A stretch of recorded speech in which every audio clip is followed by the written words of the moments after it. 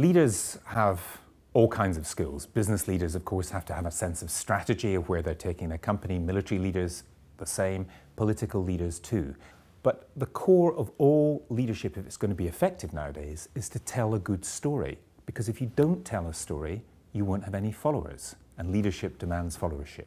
So all the leaders that I've studied tell a story about who am I as a person, who are we as a group or a political party or an organization or a company, and what is our common purpose? Where am I going to take us? Every single leader does that, and that includes cultural leaders like Lady Gaga. She tells the same story about who am I, I'm Mama Monster, who are we, you're my little monsters, and where are we going? What is our common purpose, which is to cheer people up, to fight for the rights of minorities and others. One of the things that many leaders do is just try to think of a phrase that sums them up, so you have it in your head. With Bill Clinton, it was, I am the boy from Hope. With Mrs. Thatcher, it's, I am the grocer's daughter from Grantham, and I am the Iron Lady. They also create a star moment, something they always remember.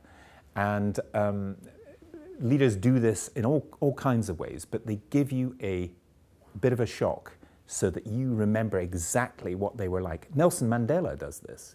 Nelson Mandela very famously appeared in court under the apartheid regime wearing Xhosa dress, traditional African dress. He was saying, I'm a black African and this is a white man's court and this is unfair. And he said it through how he dressed. Later, when he was president of South Africa, he appeared at a Springboks game, very famously wearing a Springbok shirt. And he was saying, I am now the president of a reconciling country, the Rainbow Nation. That was a star moment, something they always remember.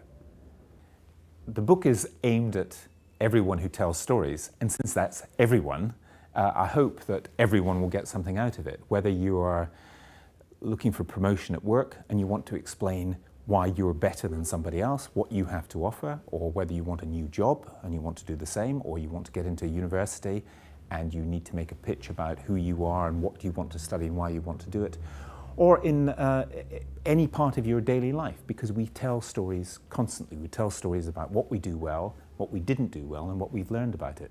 And I've just tried to take the most successful people I can think of, who are world leaders or business leaders, and distill some of the things that they do well, and also some of the things they do badly. There's a chapter called What Not to Do, which I think quite a few leaders could benefit from, and so could the rest of us.